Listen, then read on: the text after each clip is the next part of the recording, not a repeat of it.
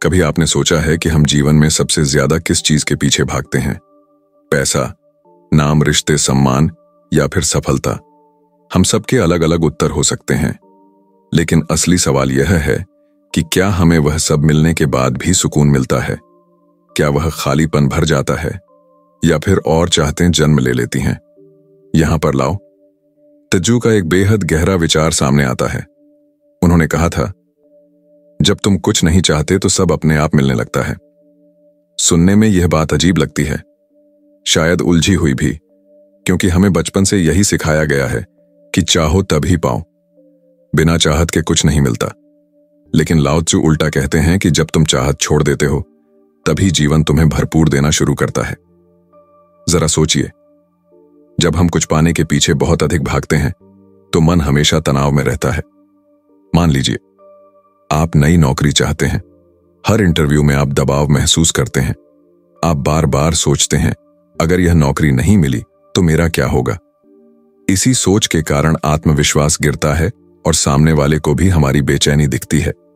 नतीजा अक्सर वही होता है जिससे हम डरते थे। लेकिन जब हम कहते हैं कि ठीक है, मैं पूरी मेहनत करूंगा, लेकिन अगर यह नहीं मिला तो भी जीवन खत्म नहीं हो जाएगा, तब अचानक हम हल्के हो जाते हैं। दबाव कम हो जाता है और उसी हल्केपन से हमारा व्यक्तित्व चमकता है। रिश्तों में भी यही होता है। अगर हम हर वक्त चाहते रहें कि सामने वाला हमें समझे, हमें खुश रखे, हमें पूरा ध्यान दे, तो उल्टा दूरी पैदा होती है, क्योंकि हमारी चाहतें दूसरे पर बोझ बन जाती हैं। लेकिन अगर हम थोड़ा छोड़ देते हैं, थोड़ा खालीपन देते हैं, तो वही रिश्ता सहज और सुंदर होने लगता है।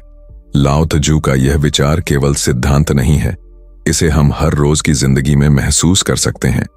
उदाहरण के लिए, कभी आपने गौर किया है, जब आप बहुत जरूरी कॉल का इंतजार कर रहे होते हैं तो फोन बजता ही नहीं, लेकिन जैसे ही आप फोन को किनारे रख देते हैं और ध्यान किसी और चीज में लगाते हैं, अचानक घंटी बज उठती है।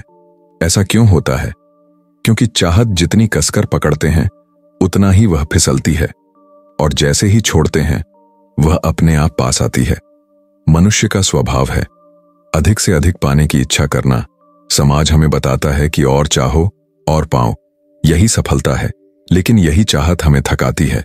सोचिए, अगर आप पहाड़ पर चढ़ रहे हैं और हर कदम पर सोच रहे हैं कि कब शिखर पर पहुंचूंगा, तो सफर बोझिल लगेगा। लेकिन अगर आप केवल चलने का आनंद लेने लगें तो चढ़ाई भी सुखद लगेगी। और जब आप कम उम्मीद रखते हैं तो अक्सर शिखर तक पहुंचना आसान हो जाता है। लाओ त्जू ये नहीं कहते कि इच्छा करना गलत है, बल्कि वे कहते हैं कि चाहत में बंधना गलत है। इच्छा और चाहत में फर्क है। इच्छा है स्वाभाविक प्रवृत्ति, लेकिन चाहत है उसमें अटक जाना। जब हम परिणाम से बंध जाते हैं तभी दुख शुरू होता है, लेकिन जब हम परिणाम को छोड़ देते हैं और केवल कर्म करते हैं तब आनंद शुरू होता है। आधुनिक मनोविज्ञान भी यही कहता है। माइंडफुलनेस की पूरी शिक्षा इसी पर टिकी है कि आप वर्तमान में जिन परिणाम की चिंता छोड़ दें। हार्वर्ड यूनिवर्सिटी की एक रिसर्च कहती है कि जब लोग केवल कार्य पर ध्यान देते हैं और भविष्य की चिंता छोड़ते हैं तो वे अधिक खुश और रचनात्मक होते हैं। अब एक गहरा सवाल यह है कि अगर हम चाहत छोड़ देंगे तो क्या जीवन नीरस नहीं हो जाएगा? क्या हम कुछ भी करने की प्रेरणा खो देंगे? यह एक सामान्य डर है, लेकिन सच इसके उलट है। जब चाहत छोड़ते हैं तब प्रेरणा और गहरी हो जाती है, क्योंकि तब काम करने की खुशी खुद काम से मिलने लगती है, न कि केवल उसके फल से। उदाहरण के लिए, एक चित्रकार अगर केवल पेंटिंग बेचने के लिए ब्रश चलाता है तो वह जल्दी थक जाएगा, लेकिन अगर उसे ब्रश चलाने का ही आनंद है तो वह कभी थकेगा नहीं। इसीलिए लाओ त्जू कहते हैं, कुछ न चाहो सब मिल जाएगा, क्योंकि जब चाहत नहीं होती तब मन खुला रहता है, और खुला मन हर संभावना को आकर्षित करता है। यह विचार सुनने में सरल लगता है, लेकिन इसे जीना एक अभ्यास है। धीरे धीरे समझ आता है कि छोड़ना ही असली ताकत है, पकड़ना नहीं। और शायद यही पहला सबक है जो हमें लाओ त्जू से मिल सकता है। जब हम चाहत छोड़ना सीखते हैं तो जीवन अपने आप हमें देने लगता है। अब आगे देखते हैं कि इस विचार को हम अपने दैनिक जीवन के अन्य पहलुओं में कैसे उतार सकते हैं। सोचिए, एक साधारण दिन की शुरुआत, सुबह अलार्म बजा और आंख खुली, तभी से मन भागना शुरू कर देता है। आज देर ना हो जाए, जल्दी नाश्ता करना है, मीटिंग की तैयारी करनी है, रास्ते में ट्रैफिक न मिले और दिमाग में लगातार छोटी बड़ी इच्छाओं की कतार लग जाती है। हम बिना सोचे समझे मान लेते हैं कि दिन तभी अच्छा है जब सारी इच्छाएं पूरी हों। अब मान लीजिए आप ऑफिस जाते समय सोच रहे हैं, काश आज बॉस मेरी तारीफ करे, काश मुझे नया प्रोजेक्ट मिले, काश सहकर्मी मेरे विचारों से प्रभावित हों। अगर ये सब ना हुआ तो मन खिन्न हो जाता है। पर क्या दिन की कीमत इतनी ही है कि कोई हमें सराहे या न सराहे? अगर ऐसा नहीं हुआ तो क्या हमारी मेहनत बेकार हो जाती है? घर पर भी यही खेल चलता है। हमें लगता है परिवार वहीं परिपूर्ण है जहां सब हमारी पसंद से चले, बच्चे हमारी बातें माने, साथी हमारी इच्छाओं को समझे। लेकिन वास्तविकता अलग है। कोई भी परिवार बिल्कुल वैसा नहीं होता जैसा हम चाहते हैं, और यही चाहत हमें असंतोष में धकेल देती है। हमारा दिमाग हर वक्त और ज्यादा की तलाश में लगा रहता है। नया फोन चाहिए तो तुरंत मन कहेगा अब तो लैपटॉप भी बदलना चाहिए। जब प्रमोशन मिलता है तो अगली सीढ़ी का ख्याल सताने लगता है, और यही निरंतर चाहत हमें कभी संतुष्ट नहीं होने देती। यह बात केवल भौतिक वस्तुओं तक सीमित नहीं है। रिश्तों, भावनाओं और यहां तक कि आध्यात्मिकता में भी यही पैटर्न चलता है। क्या आपने कभी गौर किया है, जब आप सोशल मीडिया स्क्रॉल कर रहे होते हैं तो भीतर ही भीतर तुलना करते हैं, फलां के पास ये है, मेरे पास नहीं, फलां छुट्टियों में वहां गया, मैं नहीं जा पाया। ये सूक्ष्म चाहतें भी मन को थका देती हैं और धीरे धीरे हमें लगता है कि हमारा जीवन अधूरा है। लेकिन सच्चाई यह है कि जीवन कभी अधूरा नहीं होता। अधूरी होती है हमारी नजर और हमारी उम्मीदें। हम जितना ज्यादा जीवन से मांगते हैं उतना ही वह हमारी पकड़ से फिसलता जाता है, और जितना सहज होकर स्वीकार करते हैं उतना ही जीवन हमें उपहार देने लगता है। यहां तक कि वैज्ञानिक शोध भी बताते हैं कि अधिक अपेक्षाएं तनाव बढ़ाती हैं। एक अध्ययन में पाया गया कि जब लोग छोटे छोटे लक्ष्यों पर ध्यान देते हैं और कम अपेक्षाएं रखते हैं तो वे अधिक संतुष्ट और खुश रहते हैं। वहीं लगातार तुलना और चाहत मानसिक स्वास्थ्य को कमजोर कर देती है। इसलिए लाओ त्जू का विचार केवल दर्शन नहीं है, यह हमारी रोजमर्रा की जिंदगी का आईना है। वे हमें यह दिखाते हैं कि जितनी हमारी चाहतें बढ़ती जाती हैं उतनी ही हमारी बेचैनी भी बढ़ती जाती है, और अगर हम चाहत को हल्का कर दें तो जीवन हल्का हो जाता है। इसी बिंदु से अगली बात शुरू होती है कि लाओ त्जू का यह संदेश केवल शब्दों में सुंदर नहीं है, उन्होंने इसे अपने जीवन में जीकर दिखाया, और यहीं से हम उनकी छोटी सी कहानी की ओर बढ़ते हैं। बहुत समय पहले चीन में एक साधु थे जिनका नाम था लाओ त्जू। उनके बारे में कहा जाता है कि वे किसी राजमहल की चमक दमक से दूर सादगी भरा जीवन जीते थे। उनके पास न महंगे वस्त्र थे, न कोई विशेष साधन। वे साधारण कपड़े पहनते और जंगलों के बीच रहते, लेकिन उनके चेहरे पर एक ऐसी शांति थी जो राजाओं में भी नहीं दिखती थी। कहा जाता है कि एक बार एक व्यक्ति उनसे मिलने आया। उसने देखा कि लाओ त्जू मिट्टी का साधारण कटोरा इस्तेमाल कर रहे हैं। उसने हैरानी से पूछा, गुरुजी, आप इतने विद्वान हैं, आपका नाम दूर दूर तक प्रसिद्ध है, फिर भी आप इतने साधारण जीवन में क्यों रहते हैं? क्या आपको अच्छा घर, अच्छा भोजन और सुंदर वस्त्र नहीं चाहिए? लाओ त्जू मुस्कुराए और बोले, यही तो कारण है कि मैं खुश हूं। अगर मैं उन सब का लालच करूं तो मेरी आत्मा बेचैन हो जाएगी। जब मुझे साधारण में संतोष है तब मैं किसी भी राजा से ज्यादा धनी हूं। उनका यह उत्तर सुनकर वह व्यक्ति चुप रह गया, क्योंकि वह देख रहा था कि सादगी में भी लाओ त्जू की आंखों में गहरी चमक थी।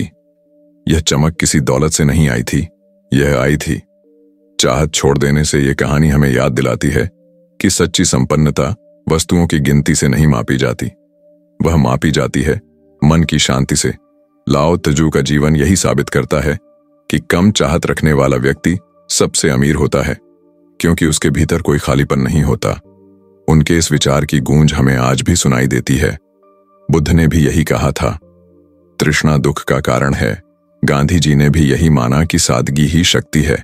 इन सब की आवाजें मिलकर हमें यह समझाती हैं कि जब तक हम चाहत के पीछे भागते रहेंगे तब तक सुकून नहीं मिलेगा। अब सवाल उठता है कि यह विचार सिर्फ कहानी तक सीमित नहीं है, इसे हम अपने जीवन में कैसे उतारें? इसे गहराई से समझने के लिए हमें इसे अलग अलग स्तरों पर देखना होगा। पहले शारीरिक, फिर मानसिक और अंत में आध्यात्मिक, और यही हमें आगे की ओर ले जाता है। कल्पना कीजिए, आपके हाथ में पानी से भरा गिलास है। अगर आप उसे बहुत कसकर पकड़ेंगे तो आपकी उंगलियां थक जाएंगी और शायद गिलास हाथ से फिसल भी जाए। लेकिन अगर आप उसे हल्के हाथ से पकड़ते हैं तो वह बिना तनाव के आपके पास रहेगा। यही पहला स्तर है। शारीरिक उदाहरण यह हमें दिखाता है कि पकड़ जितनी कसती है उतनी ही असुरक्षा बढ़ती है और छोड़ना ही स्थिरता देता है। अब इसे मन के स्तर पर देखिए। जब आप किसी चीज को पाने की तीव्र चाह रखते हैं, जैसे नौकरी में प्रमोशन, प्यार में पूरी तरह स्वीकार्यता या समाज में नाम, तब भीतर एक डर जन्म लेता है, क्या होगा अगर यह न मिला, क्या होगा अगर लोग मुझे न सराहें। यह डर ही बेचैनी और तनाव का कारण बनता है। लेकिन जब आप यह सोचते हैं कि मैं अपना सर्वश्रेष्ठ दूंगा, जो मिलेगा ठीक है, जो नहीं मिलेगा वह भी ठीक है, तो अचानक मन हल्का हो जाता है। यही है मनोवैज्ञानिक स्तर का अर्थ। चाहत छोड़ते ही मन की ऊर्जा मुक्त हो जाती है और वही ऊर्जा आत्मविश्वास और सहजता में बदल जाती है। अब आते हैं आध्यात्मिक स्तर पर। लाओ त्जू कहते हैं, जब मन इच्छाओं से खाली हो जाता है तब वह खालीपन किसी रिक्तता की तरह नहीं होता, बल्कि वह एक खुला आकाश बन जाता है जिसमें शांति, आनंद और करुणा अपने आप प्रवेश कर जाते हैं। इसे ऐसे समझिए जैसे किसी कमरे में बहुत सारा सामान ठूंस दिया जाए तो हवा का प्रवाह रुक जाता है, लेकिन जैसे ही कमरा खाली होता है रोशनी और ताजगी उसमें भर जाती है। इच्छाएं भी ऐसे ही हैं, जितनी कम होंगी भीतर उतनी ही जगह बनेगी और उस जगह में जीवन का गहरा सुख समा जाएगा। यहां पर एक दिलचस्प विरोधाभास छुपा है। हम सोचते हैं कसकर पकड़ने से चीजें सुरक्षित रहेंगी, लेकिन सच यह है कि ढीला छोड़ने से ही वे टिकती हैं। हम मानते हैं चाहना जरूरी है तभी मिलेगा, लेकिन वास्तविकता यह है कि चाहत कम करने से ही सच्चा सुख आता है। और यही हमें अगले बिंदु की ओर ले जाता है, जहां यह विरोधाभास और गहराई से समझ आता है कि कैसे कम चाहने में ही सबसे बड़ी पूर्णता छिपी होती है। हम सबको लगता है कि जितनी ज्यादा हमारी इच्छाएं पूरी होंगी उतना ही जीवन अच्छा बनेगा। यही हमारी सामान्य सोच है। बचपन से हमें यही सिखाया जाता है कि मेहनत करो और अपनी हर चाह पूरी करो। अगर खिलौना चाहिए तो मांगो, अगर अच्छे नंबर चाहिए तो और पढ़ो, अगर नौकरी चाहिए तो लगातार संघर्ष करो, और अगर पैसा चाहिए तो हर कीमत पर कमाओ। लेकिन लाओ त्जू का संदेश इस सामान्य सोच के बिल्कुल उलट है। वह कहते हैं कि जब तुम चाह छोड़ देते हो तब जीवन तुम्हें और ज्यादा देने लगता है। यह विचार पहली बार सुनने पर अजीब लगता है, यहां तक कि यह विरोधाभास सा लगता है। जरा सोचिए, आप रेगिस्तान में चल रहे हैं और आपके पास पानी की एक बोतल है। अगर आप उस बोतल को बहुत कसकर पकड़ेंगे तो प्यास से डरते डरते आपकी चाल धीमी पड़ जाएगी। आपके मन में बस यही होगा, कहीं पानी गिर ना जाए। लेकिन अगर आप उसे सामान्य ढंग से पकड़ते हैं तो आप तेज चल पाएंगे और यात्रा आसान होगी। अब पानी आपके पास वही है, लेकिन पकड़ने का तरीका बदल गया और उसी से अनुभव भी बदल गया। जीवन की चाहतें भी कुछ ऐसी ही हैं। जब हम कसकर पकड़ते हैं तो डर और तनाव साथ आते हैं। जब हम ढीला छोड़ते हैं तो स्वतंत्रता मिलती है। अब आइए इसे मन के स्तर पर देखें। एक छात्र को सोचिए जो परीक्षा में अच्छे अंक लाना चाहता है। अगर वह केवल पढ़ाई के आनंद में डूब जाए तो हर पन्ना पढ़ते समय उसे मजा आएगा। लेकिन अगर उसके मन में केवल यही चलता रहे कि मुझे टॉप करना है, मुझे सबको दिखाना है, तो वही चाहत दबाव बन जाएगी। नतीजा ये होगा कि परीक्षा के दौरान घबराहट और चिंता बढ़ेगी और प्रदर्शन बिगड़ जाएगा। इसका उल्टा भी हमने देखा है। जब कोई छात्र सहज होकर पढ़ाई करता है तो वह बिना दबाव के बेहतर करता है। इसी तरह रिश्तों का उदाहरण लें। जब कोई व्यक्ति अपने साथी से हर पल ध्यान चाहता है, हर समय यह उम्मीद करता है कि सामने वाला उसकी भावनाओं को पूरी तरह समझे, तो रिश्ता बोझिल हो जाता है। लेकिन जब वह थोड़ी जगह छोड़ देता है, थोड़ी स्वतंत्रता देता है, तो रिश्ता सहज और गहरा बन जाता है। यहां विरोधाभास साफ दिखाई देता है। पकड़ने से दूरी बढ़ती है, छोड़ने से निकटता आती है। अब आते हैं जीवन के आध्यात्मिक पहलू पर। सामान्यतया हम सोचते हैं कि आध्यात्मिकता का मतलब है और ज्यादा साधना और ज्यादा मंत्र और ज्यादा अनुशासन। लेकिन लाओ त्जू कहते हैं कि सच्ची आध्यात्मिकता का अर्थ है कम चाहना, आत्मा तब सबसे ज्यादा शुद्ध होती है जब उस पर इच्छाओं का बोझ न हो। यह भी एक विरोधाभास है, क्योंकि हम मानते हैं कि और करने से और हासिल करने से हम ईश्वर के करीब होंगे, लेकिन असल में जब हम कम करते हैं, कम चाहते हैं और भीतर से खाली होते हैं, तभी वह शांति प्रकट होती है। यहां आप देख सकते हैं कि विरोधाभास ही जीवन की गहराई है। आम सोच कहती है ज्यादा चाहो तभी ज्यादा पांव लाओ, तजू कहते हैं कम चाहो तभी सब कुछ मिलेगा। आम सोच कहती है कसकर पकड़ो तभी चीजें टिकेंगी, लाओ तजू कहते हैं ढीला छोड़ो तभी चीजें बनी रहेंगी। आम सोच कहती है सफलता बाहर है, लाओ तजू कहते हैं सच्ची सफलता भीतर है। यह विरोधाभास सिर्फ दर्शन की किताबों तक सीमित नहीं है, इसे आप अपनी रोजमर्रा की जिंदगी में भी देख सकते हैं। कभी आपने गौर किया है, जब आप किसी दोस्त को बार बार मैसेज करते हैं और जब आपकी चाह में घड़ी देखते रहते हैं तो जवाब देर से आता है, लेकिन जैसे ही आप फोन दूर रख देते हैं और मन हटाते हैं, अचानक घंटी बज उठती है। या फिर जब आप किसी अवसर के पीछे बेतहाशा भागते हैं तो वह हाथ नहीं आता, लेकिन जब आप सहज होकर अपनी राह पर चलते हैं तो अवसर खुद चलकर आपके पास आता है। यही विरोधाभास जीवन का नियम है। वास्तव में यह विरोधाभास हमें यह सिखाता है कि जीवन कोई बाजार नहीं है जहां केवल सौदेबाजी से कुछ मिले।